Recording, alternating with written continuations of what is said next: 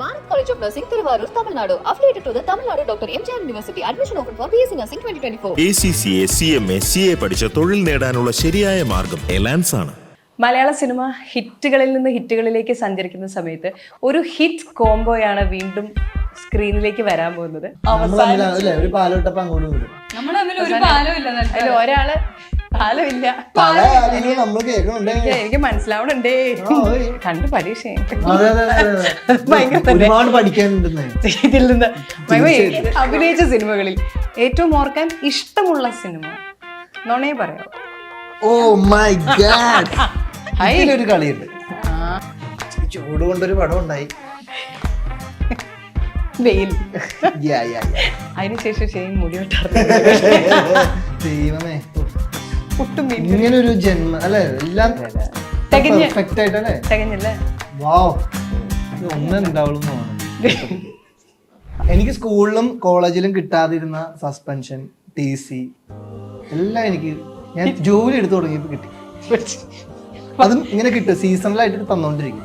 എന്താന്നുള്ളൂ, ഞാൻ ഒരിക്കലും നമ്മുടെ ഇൻഡസ്ട്രിയെ കുറച്ച് പറയാനല്ല, അതെനിക്ക് അനുഭവിച്ചവർക്ക് അത് മനസ്സിലാവായിരിക്കും. നമ്മളെന്ന് വെച്ച് കഴിഞ്ഞാൽ ഇവിടെ ഭയങ്കരമായിട്ട് കുത്തുവാക്ക് പറയും. ഞാനിത് പേഴ്സണലി അനുഭവിച്ചിട്ടുള്ള ആളാണ്, ഇപ്പോഴും ഞാൻ അനുഭവിച്ചുകൊണ്ടിരിക്കുന്നത്.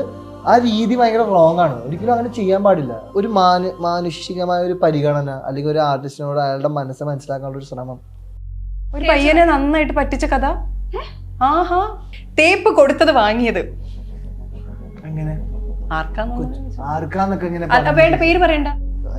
കോംപ്ലിക്കേറ്റഡ് ആയി പോയി. ഞാൻ ഇതിന് വേറൊരു കാര്യം പറയട്ടെ, അങ്ങനെ അവർക്ക് വിഷമാവുന്ന തോന്നി ആള് പറയാതിരിക്കാറില്ല. വികാരമൊന്നും ഉള്ള ഒരു മനുഷ്യനല്ല. എനിക്ക് ഈ സാധനം ഇല്ലാന്നാ പറഞ്ഞത്. സാഹചര്യങ്ങളുടെ സമ്മർദ്ദം മൂലം നിങ്ങൾ ബന്ധം അവസാനിപ്പിച്ചിട്ടുണ്ടോ എന്ന് ചോദിച്ചാൽ മതി, അവിടെ കഴിഞ്ഞു. മലയാള സിനിമ ഹിറ്റുകളിൽ നിന്ന് ഹിറ്റുകളിലേക്ക് സഞ്ചരിക്കുന്ന സമയത്ത് ഒരു ഹിറ്റ് കോംബോയാണ് വീണ്ടും സ്ക്രീനിലേക്ക് വരാൻ പോകുന്നത്. വെൽക്കം ടു നമ്മുടെ ഷോയിലേക്ക് ഷെയ്നും മഹിമയാണുള്ളത്. ആദ്യം തന്നെ പറയട്ടെ, നിങ്ങൾ രണ്ടുപേരും വീണ്ടും ഒരു ഹിറ്റ് കോംബോ. പക്ഷെ ഈ ഒരു കോംബോ അല്ല ഈ ഒരു സിനിമയിൽ വരാനിരുന്നതല്ലേ?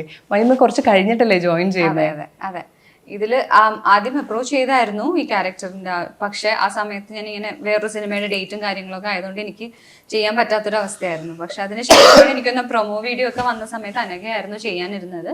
പക്ഷെ ആളുടെ ചില പേഴ്സണൽ ആയ കുറച്ച് കാര്യങ്ങൾ കൊണ്ട് ചെയ്യാൻ പറ്റാതെ വരികയും ഞാൻ ചെയ്യാനിരുന്ന സിനിമ പുഷായി പോവുകയും ചെയ്തു. അപ്പൊ കറക്റ്റ് ആ സമയത്ത് എന്റെ ഡേറ്റ്സും എല്ലാം കൂടെ സിങ്ക് ആയപ്പം അങ്ങനെയാണ് ഞാൻ തിരിച്ച് രണ്ടാമത് ഇതിനകത്തോട്ട് വരുന്നത്. അപ്പം എനിക്കൊന്നും നമ്മള് ചിലപ്പോ ദൈവനിശ്ചയം എന്ന് പറയില്ലേ, ഇങ്ങനെ സിനിമ ചെയ്യണം എന്നുള്ളത് അങ്ങനെ ഞാൻ ചെയ്യണം എന്നുള്ളതായിരിക്കണം, അങ്ങനെയാണ് എത്തിപ്പെടുന്നത്. ഇപ്പൊ RDX എന്ന് പറയുന്ന സിനിമയ്ക്ക് ശേഷമാണ് ഇങ്ങോട്ട് വരുന്നത്. അപ്പൊ RDXല് അത് ഇടി വടിയൊക്കെ ഉണ്ടായിരുന്നൊരു സിനിമയായിരുന്നു. ഇനിയിപ്പം ഈ ഒരു സിനിമയിലേക്ക് വന്നു കഴിയുമ്പോൾ ഷെയ്ൻ ഈ ക്യാരക്ടറിലേക്ക് നോക്കുമ്പോൾ ഷെയ്ൻ ഇതുവരെ ചെയ്തിട്ടുള്ള ക്യാരക്ടേഴ്സുമായിട്ട് കണക്ട് ചെയ്യുന്ന ഒരു ഇതുപോലെ എനിക്ക് തോന്നിയില്ല. അതായത് മഹേഷിന്റെ പ്രതികാരത്തിലെ ഒരു ആ ഒരു പോലെയൊക്കെ ഒരു നാടൻ വളരെ വ്യത്യാസമുള്ള ഒരു ക്യാരക്ടറായിട്ട് മുടിയുടെ സ്റ്റൈലൊക്കെ മാറ്റിയിട്ടുള്ള ഒരു ഇതാണ്. അപ്പം ലിറ്റിൽ ഹാർട്ട്സ് എന്നാണ് ഇതിന്റെ പേരില്. അതിൽ വലിയ ഹൃദയമുള്ള ഒരാളുടെ കഥയാണോ അതോ കുഞ്ഞു ഹൃദയമുള്ള ഒരാളുടെ കഥയാണോ? അത് കുഞ്ഞു ഹൃദയമുള്ള ആൾക്കാരുടെ കഥയാണ്, ഇപ്പോൾ ഒരാളുടെ മാത്രം കഥയല്ല. ഒരു സെറ്റ് ഓഫ് നാട്ടിലുള്ള കഥാപാത്രങ്ങളുടെ അവരുടെ ചുറ്റിനും നടക്കുന്ന കുറച്ച് ചെറിയ ചെറിയ കാര്യങ്ങളൊക്കെയാണ് ഈ സിനിമ. ഇപ്പൊ ക്യാരക്ടറൈസ് പറയുമ്പോഴത്തേക്കും RDXന്റെ ക്യാരക്ടറൈസേഷൻ്റെയിലും ജസ്റ്റ് ഓപ്പോസിറ്റ് ആയിട്ടൊരു ക്യാരക്ടറായിരിക്കും. പെട്ടെന്ന് ദേഷ്യം വരുന്ന ആളല്ല. പെട്ടെന്ന് ദേഷ്യം വരുന്ന ആളാണോന്ന് വെച്ചാൽ ACB അങ്ങനത്തെ ആളൊന്നുമില്ല. ഭയങ്കര ഒരു എന്ന് വെച്ച് നിങ്ങൾക്കത് കാണുമ്പോൾ മനസ്സിലാവും, ചെറിയൊരു ഹ്യൂമറസ് വേ ആണ് ഇയാളുടെ ഒക്കെ. ഒരു കുറച്ച് നമ്മൾ റിയലിൽ നിന്ന് ഇച്ചിരി ഒരു സ്ലാപ്സ്റ്റിക് ചെറുതായിട്ട് നമ്മളത് ട്രീറ്റ് ചെയ്തിട്ടുണ്ട് ക്യാരക്ടറിനെ. സിനിമ ഇറങ്ങുന്ന സമയത്തില്ലേ, ഇപ്പം ഷെയ്ൻ ഒരുപാട് വർഷമായി, മഹിമ സിനിമകൾ ചെയ്താൽ ഷെയ്ൻ വെച്ചിട്ട് എണ്ണം വളരെ കുറവാണ്. അങ്ങനെയല്ല, മഹിമ is working in Tamil industry. ഞാൻ അതിലോട്ട് വരുന്നുണ്ട്, ഒരു നെഗറ്റീവ് ക്യാരക്ടറിലോട്ട്. അപ്പോൾ ഈ ചെയ്യുന്ന സമയത്ത് ഈ ആദ്യത്തെ ദിവസം നമ്മൾ തിയേറ്റർ റെസ്പോൺസ് ഒക്കെ കാണാറുണ്ട്, നിങ്ങൾ പോയിരിക്കുക കഴിയുകയൊക്കെ. ശരിക്കും ഈ സിനിമയുടെ ഏത് മൊമെന്റിലാണ് ശരിക്കും ശരിയായി എന്നുള്ള സാധനം വരണത് ഷെയ്ൻ? ഇപ്പൊ RDX ദിവസം എടുക്കുന്നതാണ്. എനിക്കാണ് ഈവനിങ് ഒക്കെ ആകുമ്പോഴത്തേക്ക് ഏകദേശം ഫസ്റ്റ് ഷോ റിസൾട്ട് ഒന്നും ഇപ്പോഴും അത്ര ലെജിറ്റ് ആയിട്ട് തോന്നിയിട്ടില്ല. ചെറിയ നമുക്കറിയില്ല, നമ്മളോട് നമുക്ക് നല്ലതെന്ന് പറഞ്ഞിട്ടും ചിലപ്പോൾ സമയത്ത് വീണ് പോയിട്ടുണ്ട്, ചിലപ്പോൾ മോശം എന്ന് പറഞ്ഞ പടം ചിലപ്പോൾ കയറി വന്നിട്ടുണ്ട്. അപ്പൊ അതുകൊണ്ട് അത് ഇത്ര ലെജിറ്റ് ആയിട്ട് തോന്നിയിട്ടില്ല. ഈവനിങ് ആവും, അപ്പോഴേ നമുക്ക് അറിയാൻ പറ്റുള്ളൂ. RDXന്റെ ഒരു സമയം വന്നപ്പോഴത്തേക്കും ആ ഒരു 3-4 ഷോ കഴിഞ്ഞപ്പോഴായിരുന്നോ ശരിയായി? നേരം ആയപ്പോഴാണ് മനസ്സിലായത്? ആയപ്പോഴാണ്. ആദ്യമൊക്കെ എല്ലാരും പറയണ്ടെങ്കിലും ഇല്ല വൈകുന്നേരം ആവട്ടെ, നമുക്ക് എല്ലാ കാര്യം എന്താ പറയാ, അങ്ങനെ ഒരു എക്സൈറ്റ്മെന്റോ അല്ലെങ്കിൽ അങ്ങനെ ഒരു ജീവിതത്തിൽ അങ്ങനത്തേക്കുള്ള സ്റ്റേജിൽ നിന്നൊക്കെ മാറിയായിരുന്നു. നമുക്ക് ഇത് അറ്റ് ദി എൻഡ് ഒരു സർവൈവൽ എന്ന് പറഞ്ഞൊരു അവസ്ഥയിലേക്ക് എത്തിയായിരുന്നു. ഇപ്പൊ പ്രത്യേകിച്ച് RDXന്റെ ഒരു സക്സസ് എനിക്ക് അത്രയും ആവശ്യമായിരുന്നു. അപ്പൊ അങ്ങനെ ഒരു സാഹചര്യത്തിൽ അത് ഉറപ്പിക്കുന്നതിനൊക്കെ അത്രയും ഉറപ്പായിട്ടേ ഉറപ്പിക്കുള്ളൂ മനസ്സുകൊണ്ട്. കാരണം എനിക്ക് എന്റെ മനസ്സിന് ഇനിയും പറഞ്ഞ് പറ്റിക്കാൻ പറ്റില്ല, അങ്ങനെ ഒരു അവസ്ഥയുണ്ട് നമുക്ക്. അപ്പോ അതൊരു ഡു ഓർ ഡൈ സിറ്റുവേഷൻ ആണ്. അതായത് അത് അടിച്ചാൽ എന്റെ ലൈഫ് വേറെ പോലെ ആവും, അല്ലെങ്കിൽ എന്താവും നമുക്ക് അറിയില്ല. ബിഗ് ക്വസ്റ്റ്യൻ ഉണ്ടായി. പക്ഷെ അതടിച്ചത് വേറെ തന്നെ രീതിയിൽ അടിച്ച് പല ഇൻഡസ്ട്രിയിലേക്കും അതെത്തി. ഈവൺ അതിന്റെ ആഫ്റ്റർ എഫക്ട്സ് തന്നെയാണ് ഇപ്പൊ ഞാൻ പിന്നെ ചെയ്ത തമിഴ് പടമാണെങ്കിലും അവിടെ അങ്ങനത്തെ ഒരു ബാക്ക്ഡ്രോപ്പിൽ നിന്ന് വരുന്ന ഓഫർ തന്നെയാണ്. RDXന്റെ റീച്ച് തന്നെയാണ് നമുക്ക് തമിഴിൽ നമുക്കൊരു എൻട്രി വന്നത്. ഈ തമിഴിലോട്ട് പോയി കഴിഞ്ഞിട്ട് തമിഴ് കൊള്ളാം, മലയാളം ഇച്ചിരി മതി എന്നുള്ള തീരുമാനമൊന്നും വരില്ലല്ലോ അല്ലേ? ഞങ്ങൾക്ക് സത്യം പറഞ്ഞാൽ അങ്ങനെയൊന്നും അല്ല ഇത് കാണാന്ന് വെച്ചാൽ നിങ്ങൾക്ക് തമിഴ് പടം കണ്ടുപിടി. ഞാൻ അതുകൊണ്ടല്ല പറയണത്, ഇൻഡസ്ട്രി രണ്ടാണ്. അവിടുത്തെ ചൂടും അല്ലെങ്കിൽ അവിടെയുള്ള ചൂട് മാത്രമേ ഞാൻ പറയുള്ളൂ, അല്ലാണ്ട് ബാക്കി എല്ലാ കാര്യവും സത്യം പറഞ്ഞാൽ മലയാളം ഇൻഡസ്ട്രി തന്നെയാണ് നല്ലതായിട്ട് തോന്നിയിട്ടുള്ളത്. അത് ഞാൻ ഒരിക്കലും നമ്മുടെ ഇൻഡസ്ട്രിയെ കുറച്ച് പറയണല്ല, അതെനിക്ക് തോന്നുന്നു അനുഭവിച്ചവർക്ക് അത് മനസ്സിലാവായിരിക്കും. കുറച്ചും കൂടെ ഒരു റെസ്പെക്ട്ഫുൾ ആയ ഒരു അന്തരീക്ഷം ഉണ്ട് പല കാര്യങ്ങൾക്കും. കുറച്ചും കൂടെ ആർട്ടിസ്റ്റുകളോട് റെസ്പെക്ട് ഉണ്ട്. സത്യം പറഞ്ഞു കഴിഞ്ഞാൽ നമ്മളൊക്കെ വർക്ക് ചെയ്യുന്നത് എന്നെ സംബന്ധിച്ചിടത്തോളം ഞാൻ വർക്ക് ചെയ്യുന്നത് എന്നെ ആൾക്കാരും മറ്റേ ഓക്കെ എന്നെ കാണുമ്പോൾ എഴുന്നേറ്റിരിക്കണം ആ സാധനമല്ല ഞാൻ പറയണത്. പക്ഷെ ഒരു മാനുഷികമായ ഒരു പരിഗണന അല്ലെങ്കിൽ ഒരു ആർട്ടിസ്റ്റിനോട് അയാളുടെ മനസ്സ് മനസ്സിലാക്കാനുള്ള ഒരു ശ്രമം അത് ആ ഇൻഡസ്ട്രിയിൽ ഭയങ്കരമായിട്ടുണ്ട്. ഞാൻ അത്ഭുതപ്പെട്ടിട്ടുണ്ട്. അതായത് അവര് മലയാളം ഇൻഡസ്ട്രിയെ കാണുന്ന രീതി, അവര് മലയാളം ആക്ടേഴ്സിനെ കാണുന്ന രീതി ഒക്കെ ഭയങ്കരമായിട്ട് ഞാൻ നമ്മൾ ചില സീനുകളൊക്കെ അവരെടുത്ത് പറഞ്ഞുകൊണ്ടൊന്നും നമ്മളിവിടെ പുച്ഛം വിലയും പരിപാടിയായിട്ട് നമ്മൾ അവിടെ ചെന്നിട്ട് നമ്മൾ ചെയ്ത ഓരോ വർക്കിനെ അവർ എടുത്തെടുത്ത് അപ്രീഷിയേറ്റ് ചെയ്യുമ്പോൾ I'm talking about the industry, not of the audience നമ്മൾ ഇഷ്ടപ്പെടുന്നവരുണ്ടാവും. പക്ഷെ ഞാൻ അതല്ല പറഞ്ഞത്. നമ്മുടെ ഇൻഡസ്ട്രിയിൽ ഒരിക്കലും ഒരു നല്ല കാര്യം പറയില്ല. നമ്മൾ ചെയ്തൊരു നല്ല കാര്യം ഇപ്പൊ പറയാനായിട്ട് അവർ എന്താണെന്നറിയില്ല, മേ ബി നമ്മുടെ ആൾക്കാരുടെ രീതികൾ അതായിരിക്കാം. പക്ഷെ അവരങ്ങനെയല്ല, അവരുടെ നെഗോസിയേഷൻ പോലും ഭയങ്കര ഇൻട്രസ്റ്റിംഗ് ആണ്. അതായത് റെസ്പെക്ട്ഫുള്ളി ആണ് അവർ കാര്യങ്ങൾ ചെയ്യുന്നത്. നമ്മളെന്ന് വെച്ച് കഴിഞ്ഞാൽ ഇവിടെ ഭയങ്കരമായിട്ട് കുത്തുവാക്ക് പറയും. ഞാനിത് പേഴ്സണലി അനുഭവിച്ചിട്ടുള്ള ആളാണ്, ഇപ്പോഴും ഞാൻ അനുഭവിച്ചുകൊണ്ടിരിക്കുന്നത്.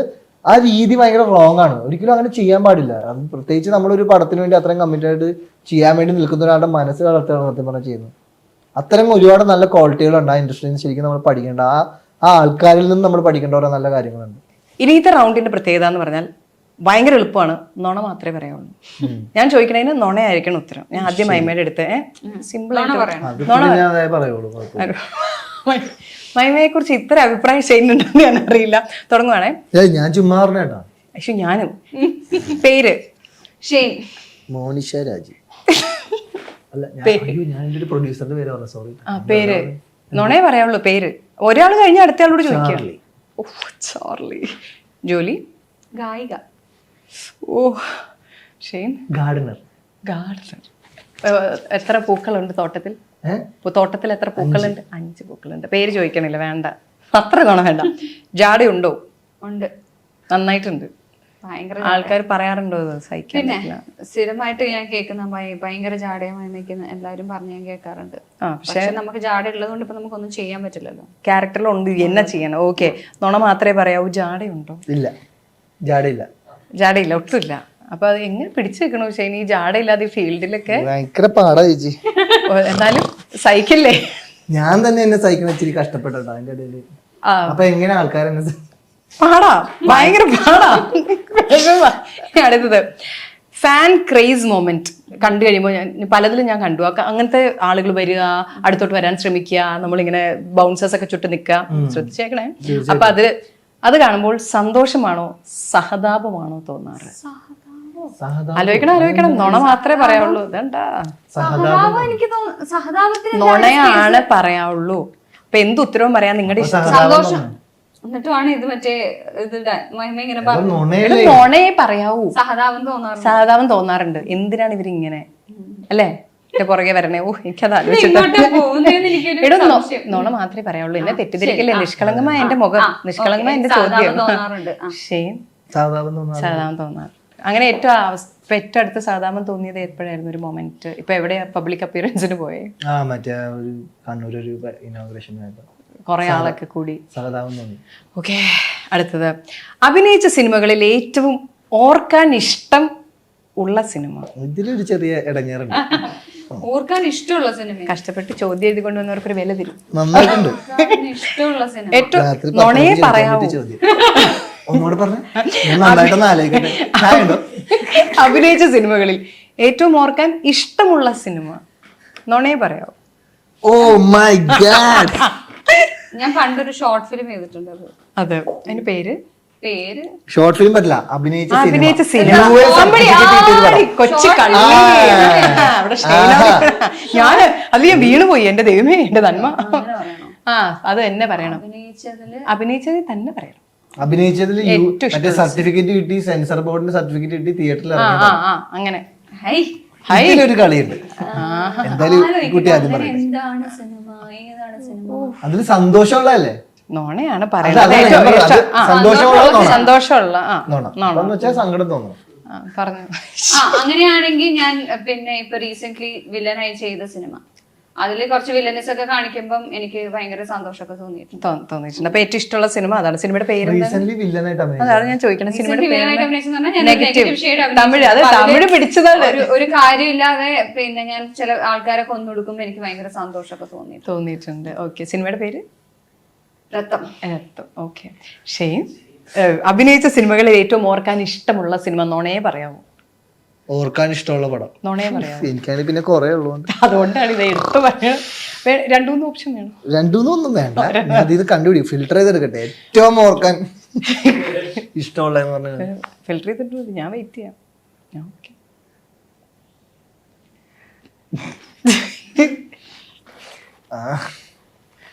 ഇച്ചിരി ചൂട് കൊണ്ടൊരു പടം ഉണ്ടായി,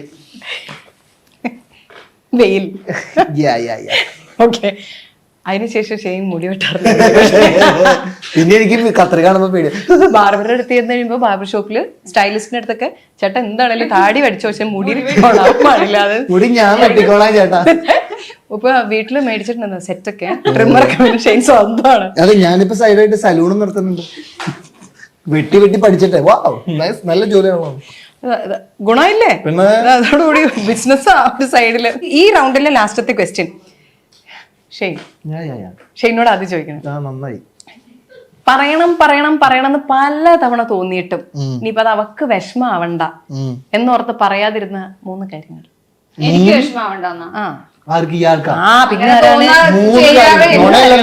നുണ പറയണം. നുണയാണ് പറയേണ്ടത്.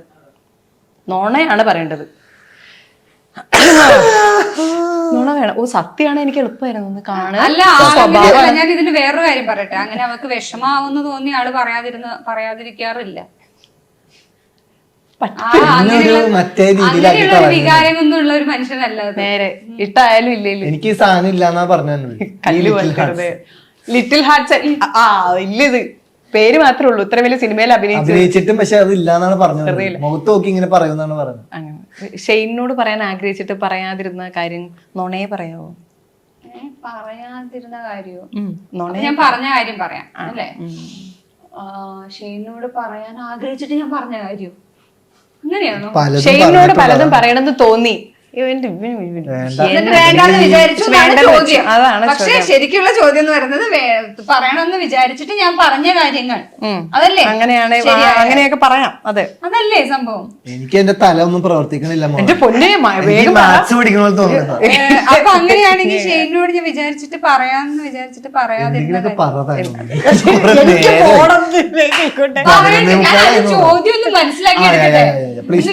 ചോദ്യം ഷെയ്ന്റെ അടുത്തല്ലേ ചോദിച്ചു? ഷെയ്ൻ ഉത്തരം പറഞ്ഞില്ലേ? അപ്പൊ എവിടെയായിരുന്നു? എന്താ പറഞ്ഞേ? ഞാൻ പറഞ്ഞു പറ്റത്തൊന്നുമില്ല. മൈമയല്ലേ അതിന് കയറി ഉത്തരം പറഞ്ഞേ? ഷെയ്ൻ എല്ലാം പറയൂന്ന്. അത് കാര്യം രക്ഷിച്ചില്ലേ? ഞാൻ പറഞ്ഞതോ? ഞാൻ രക്ഷിക്കട്ടെ തന്നെ. മൈമ എല്ലാം പറയും. ഈ റൗണ്ട് ഞാനിവിടെ ഒരു പാലോട്ടപ്പം അങ്ങോട്ടും ഇടും. നമ്മൾ തമ്മിൽ ഒരു പാലവും ഇല്ല. ഒരാള് പാലമില്ല, ഞങ്ങളിപ്പോ തൽക്കാലം ഒരു പല കാര്യങ്ങളും നമ്മൾ കേൾക്കണുണ്ടേ. എനിക്ക് മനസ്സിലാവണുണ്ടേ. ലാസ്റ്റത്തെ റൗണ്ടിലേക്ക് പോകുന്നു. ഇതും കൂടെ കഴിഞ്ഞാൽ വീട്ടിൽ പോകാനുള്ള സമയമാണ്. തീർച്ചയായിട്ടും. സന്തോഷം. ഓക്കെ, അപ്പൊ നമ്മള് അവസാനമായിട്ട് ചെയ്ത കാര്യങ്ങളാണ് പറയേണ്ടത്. അവസാനമായിട്ട് ശല്യം കാരണം ബ്ലോക്ക് ചെയ്തത് ആരെയാണ്? മഹിമയാണ്, പറയരുത്. എനിക്ക് അല്ല, എനിക്ക്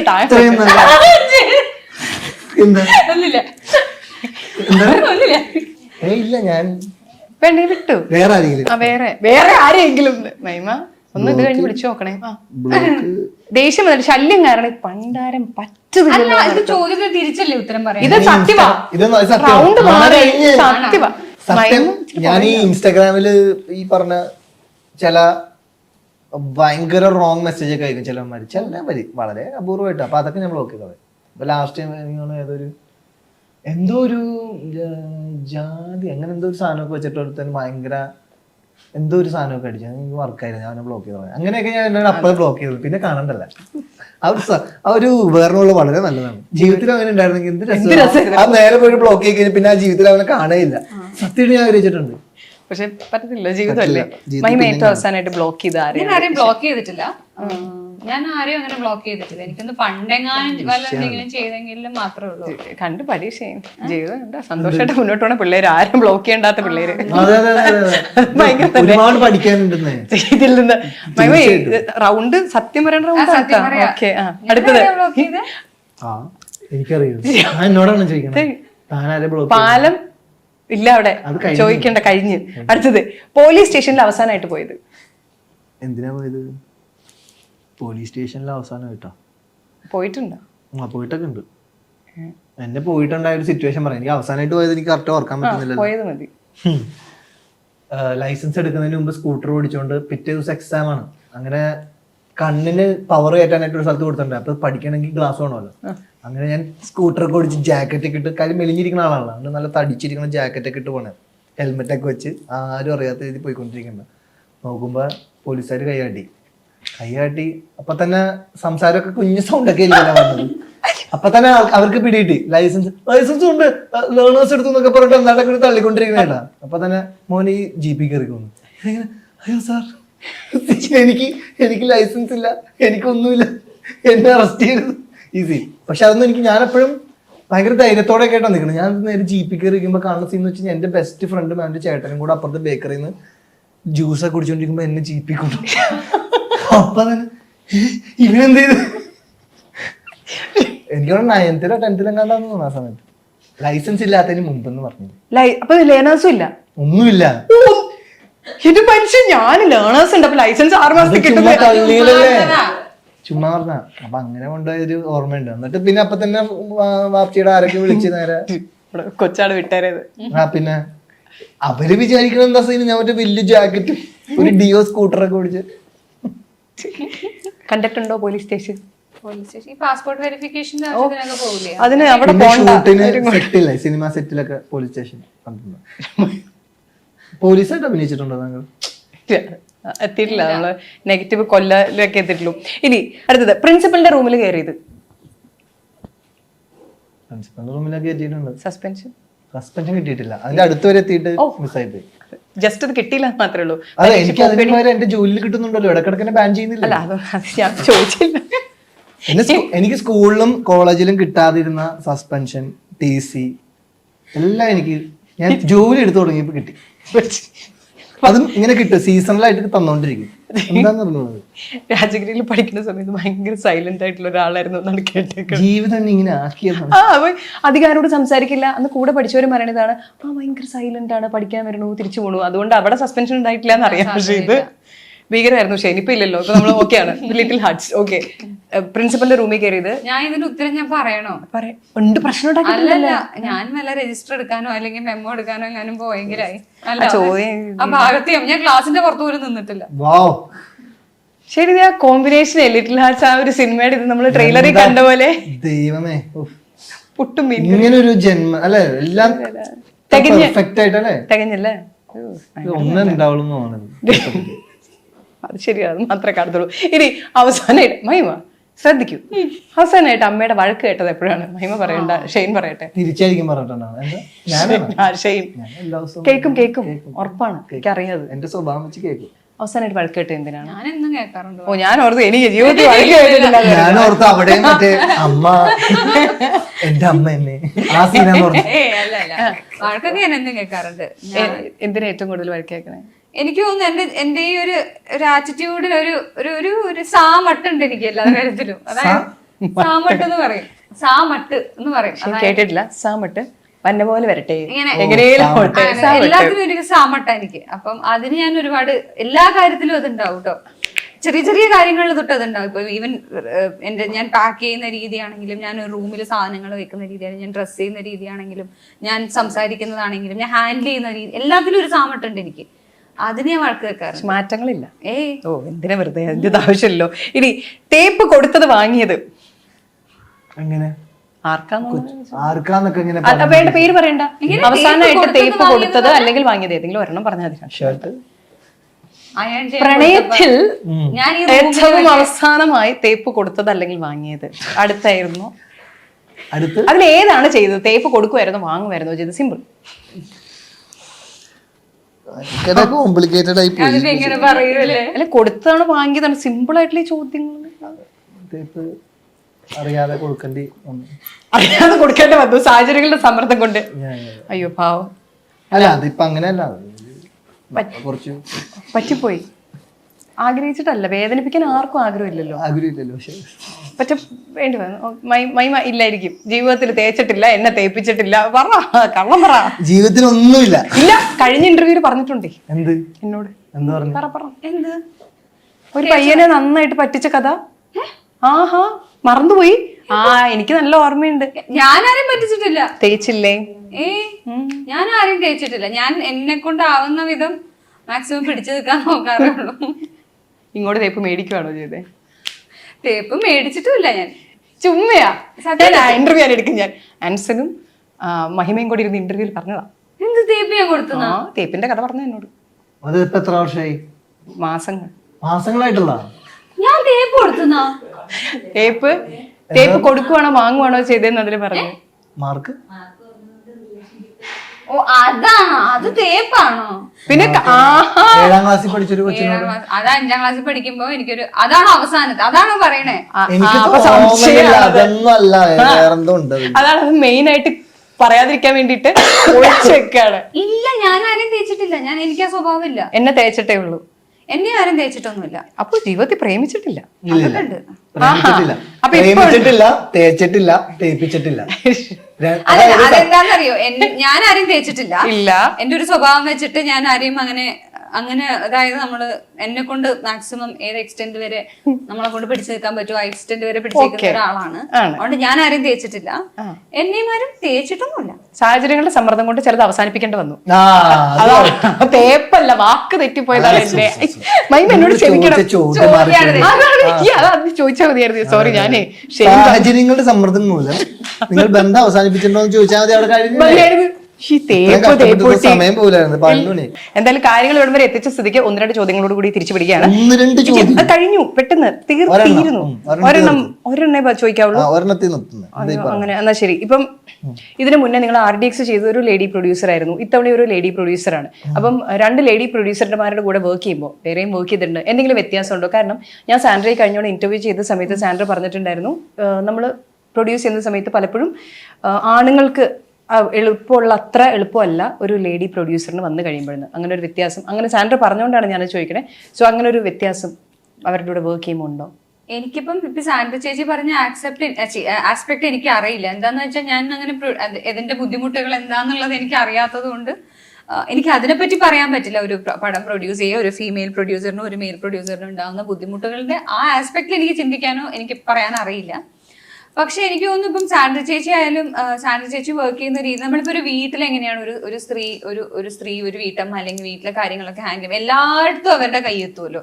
അതായത് ഒരു അമ്മ എന്ന് പറയുമ്പോൾ എല്ലായിടത്തും അവിടെ മക്കളുടെ കാര്യത്തിലായാലും ഭർത്താവിന്റെ കാര്യത്തിലായാലും എത്തും.